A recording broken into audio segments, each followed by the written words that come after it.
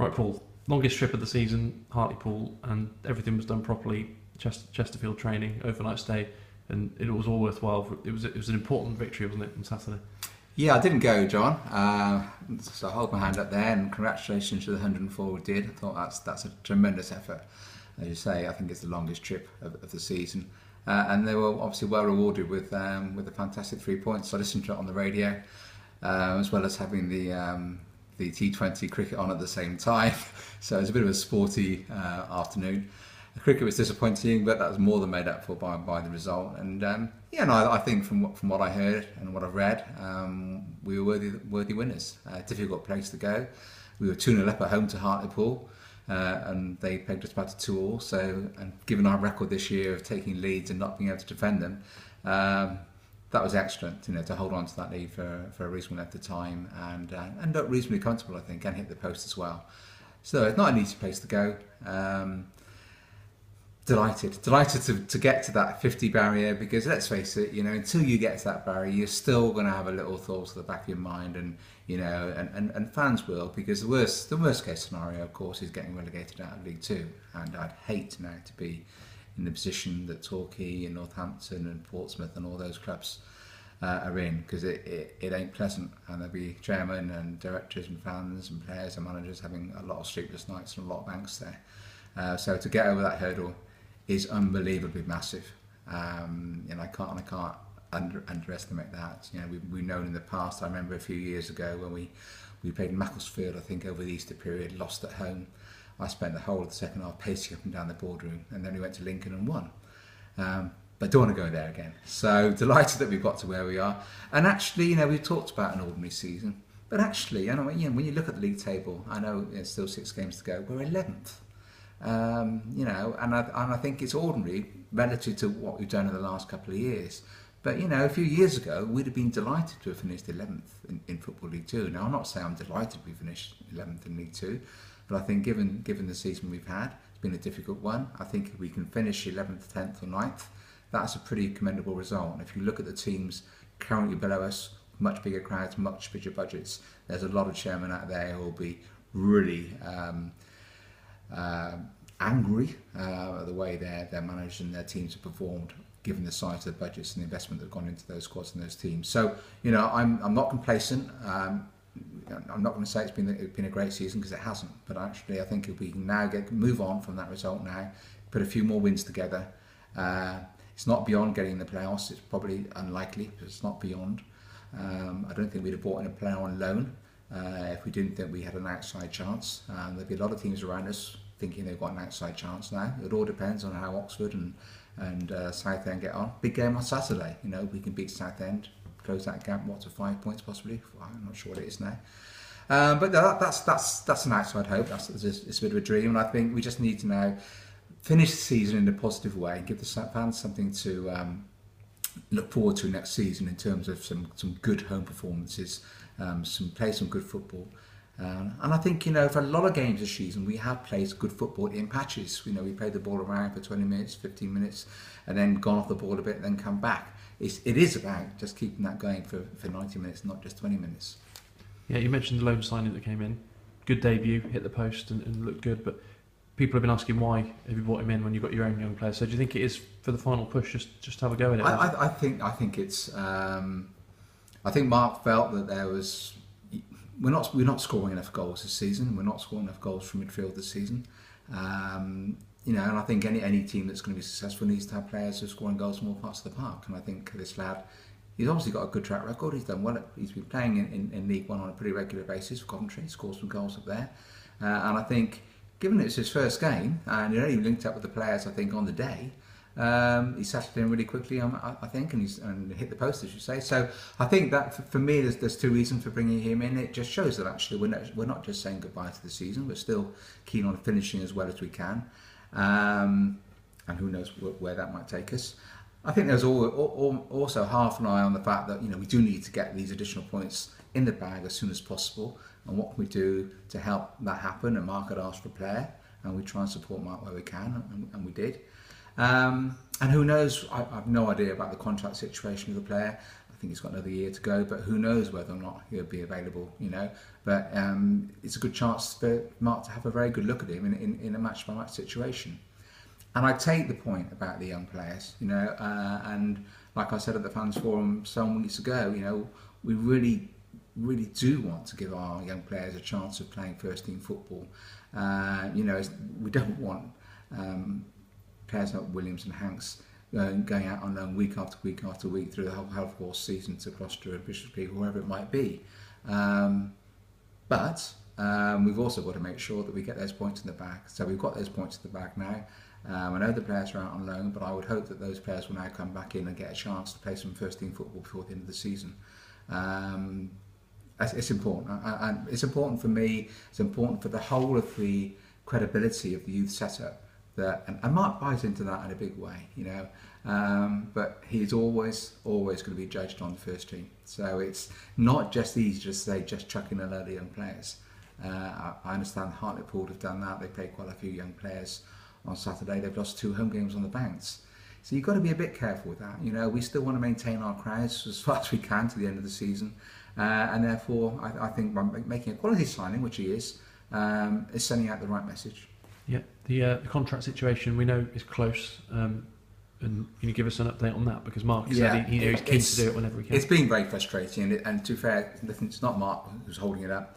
I've been keen to get it put to bed. But we have made changes to the contract for Mark and for Neil. And anyone who deals with solicitors will know that these things do take time. The new clauses that are going in, it's a sort of a slightly different contract now. And I think a lot of clubs will be looking at slightly different contracts for managers. You know, given the nature of the football manager's job, we know it's a very high turnaround, and so we've got to be protective of the club as well as protective of the manager. So it's important that we actually get the contract right. It's not that we've been dilly-dallying and putting it on the back burner, or necessarily being conscious of fans saying we don't want Yates to sign. I know there's a small element that want that. It's simply about making sure that the contract is right for the football club. You know, we want Mark and we want Neil to be our managers for the next 2 years. But the contract's got to be right. You know, we're no longer a small little part-time business where these things aren't important. You know, we are now a business turning over £2 million, and employment contracts are very important. Yeah, there's still 6 games to go, and like you said, who knows what the final position is going to be. But have you started thinking about next season's budget yet? Yeah, well, we've that is on the agenda now. We can't do a huge amount of work, but we want to try and get it done. Certainly, I don't know, middle of next month. But a lot will depend. The gates have been disappointing, and fans have got to understand that, you know, if the gates don't hold up between now and the end of the season, every consequence of one person not coming is a consequence on next year's budget. Because if we carry forward a loss or shortfall, well, you know, if we make a loss this year, that will be covered by the money we've got invested. But obviously, every pound of that investment that goes into covering this season's loss is a pound we've got less to spend on next year's playing budget. So it's really important that we can try and generate as much revenue between now and the end of the season as we possibly can to make sure that that loss is as small as possible, so that we don't use more of that investment than we actually really want to. Yeah, I don't want to get too far out of myself, but everyone knew this season's expectations were lifted by the 2 playoff appearances, and everyone maybe expected the playoffs, but because this season looks like it's going to be mid-table, do you think there'll be more realistic expectations next season, or do you think it's good to be always aiming for playoffs? I think, in fact, I was having some email correspondence the other day with one of our investors actually about this whole situation, and it's important that we raise the bar and that we raise expectations. Now, it's one thing raising expectations and raising the bar, it's another thing managing those expectations. But people have been critical of me for saying, you know, we've got a great playing budget and we're going to make some great signings. Because generally, when I say those things, I actually mean them. And I thought last year we did have a good playing budget. We know it's mid-table for League Two, and our crowds are less than mid-table, so I thought it was a decent budget. And when we signed players like Jamie Cureton, genuinely, I'm sure you, John, and most fans would have thought that was going to be a great signing. So when I talked about, you know, that sort of signing, I meant it. And I hope that when we talk about next season, I'll equally be saying that we've been able to give the manager a decent budget. But we know from some of the things that have happened this year that the nature of the squad, the makeup of the squad, the numbers in the squad might be different to what we've done this year. Yeah, and more numbers spread and the money spread around more. Is that still? Do you think? I think that's probably going to be one of the things. I think is how we set up the youth side of the operation as well, and whether we can get the younger players more involved. I don't know. It's what we've got in place now is a situation whereby we've got much better rapport between the manager and his management team and the board.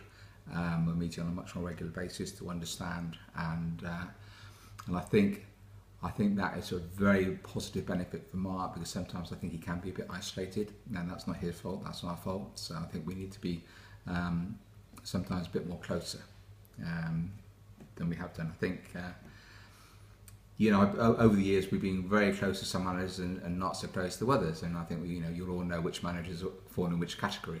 But I think we could do with being closer to Mark. We get on very well. We're friends. He knows the club, and I think if we can be more supportive and then more understanding, that will end up with some better decision making and a more prudent use of our budget. Yeah. How far down the line of the discussions about the development team or the under-21 team have gone for next season? Is that still in the balance? we're really keen to have. It's going to depend on whether there's going to be a reserve team league next year, and I know from a meeting last week that we don't know where that is, but we would certainly want to have, if we can, regular football for the players who aren't getting regular football, particularly if we can have a bigger squad, and obviously we want to have an opportunity for the up-and-coming young players who are knocking on the door to be playing at a good standard of senior football. Yep. So, and the under-21 development squad or reserve team, whatever it will be, we need to have something like that. And of course we've got the facilities at seasons to be able to accommodate all that sort of thing. Yeah, let's talk about passion. Some very interesting points raised at the fans forum recently. And what do you think you can do to, from the club's point of view, to try and generate a bit of excitement again after what people may be getting a bit bored of League Two football? Yeah, I know Clive took a bit of an issue with some of my comments, and I think sometimes comments can be taken a little bit out of context. There are clearly hundreds and hundreds of people who support Cheltenham Town and are involved in Cheltenham Town who are passionate. I'm not the only person who's passionate. There's lots and lots of people who are passionate. I'm just saying that the town generally is not the most passionate town for anything that goes on in the town.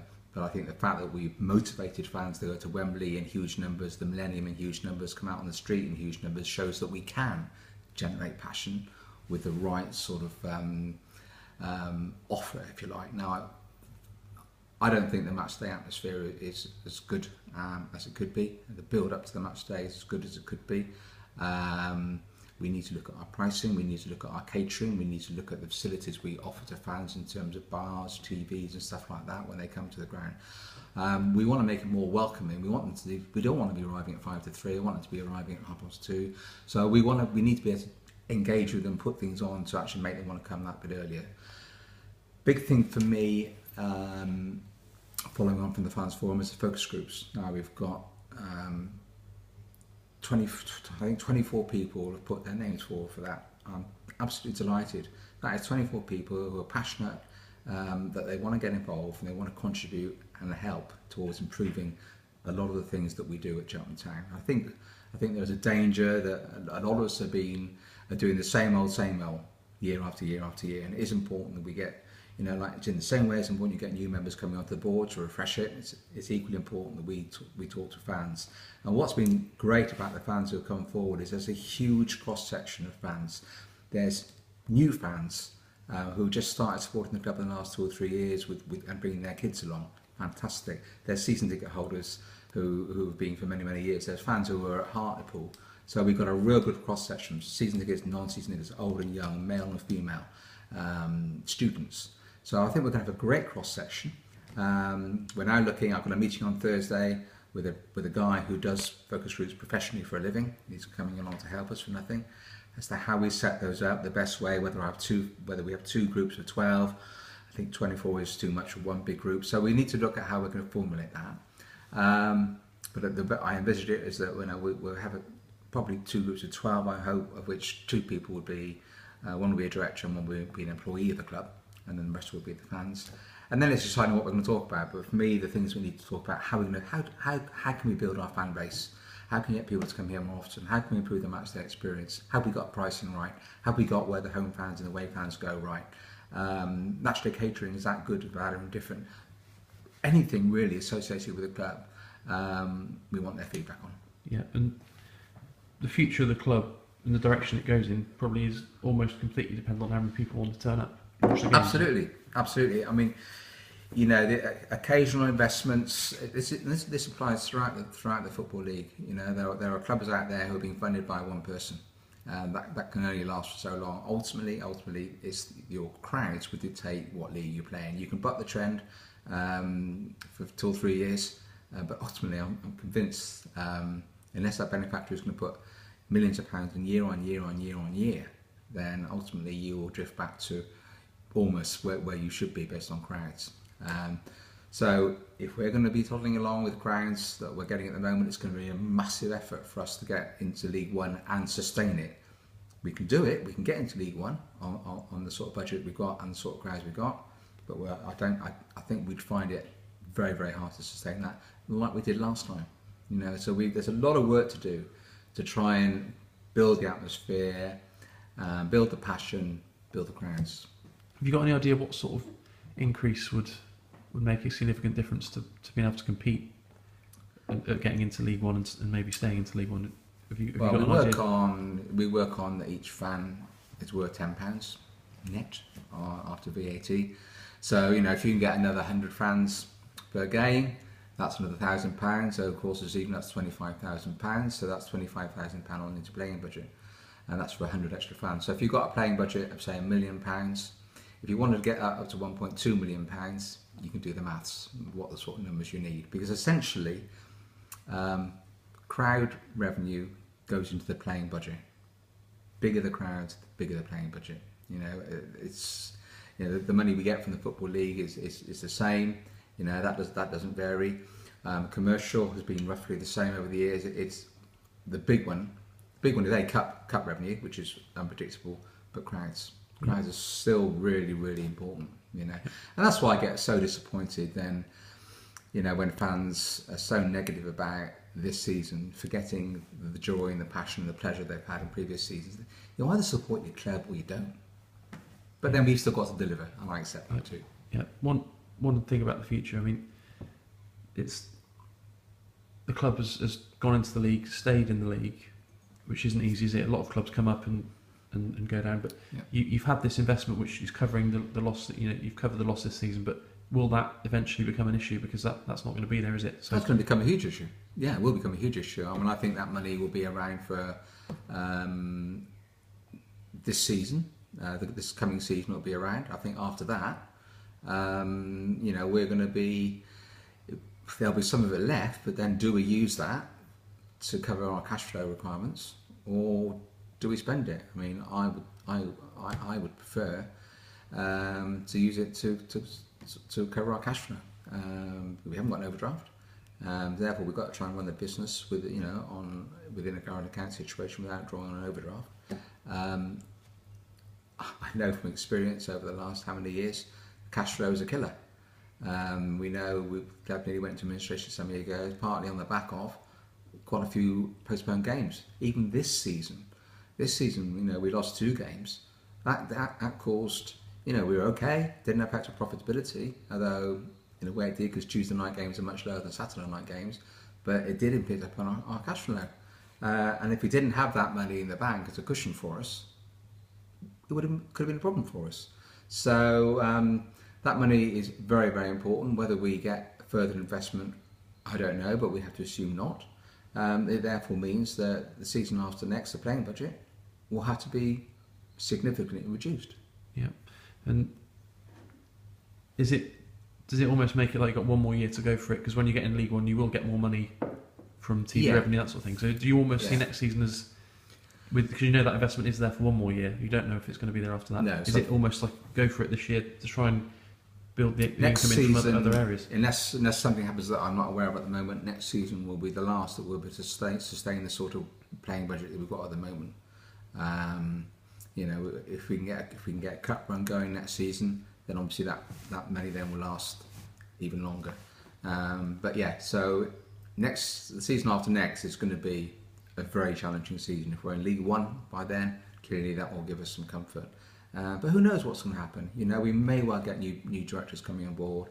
We may get new investors coming on board. We may get some fantastic new sponsors. You know, so we can deal with it here and now. But I think one of the consequences of that is that we have to be careful that we don't build up long-term commitments beyond that money. In the same way that, you know, that's so many clubs, when they go into League One or they get promoted, they get big contracts, they get relegated, and then they're stuffed. And that's a similar situation here. We've got to be very, very careful that we don't overcommit ourselves. Yeah, and you're still enjoying it and not thinking of coming to an end as well at the moment, because you know we've spoken about it before. You were thinking about now. You seem to be enjoying it a lot more. I mean, you know, I'm a fan, and clearly the season hasn't been as enjoyable as a season where you're winning and playing Tottenham. But you know, there's been fewer highs this year. We all know that. But then you know, the fans who went to Hartlepool would have been delighted. You know, they've had a long journey there. They've been well rewarded, and it's disappointing. I've missed some of our better away performances this year. But you know, we still had some good performances. We scored some good goals. You know, and I enjoy it. I'm not here forever. You know, I've got a meeting later on. I've been helping out Marie on the commercial side, going in most Mondays. But we've just taken on a new commercial person who's starting today. So that's really going to strengthen it, because I think going forward, as well as, you know, we always look at what can we cut. Actually, we've also got to look at how can we increase our revenue. So by strengthening that commercial team now with another person coming on board who's previously worked at Swindon, you know, I think we've got a chance of increasing our revenue budget through the commercial activities next season. Right, brilliant. Thank you, Paul. Cheers.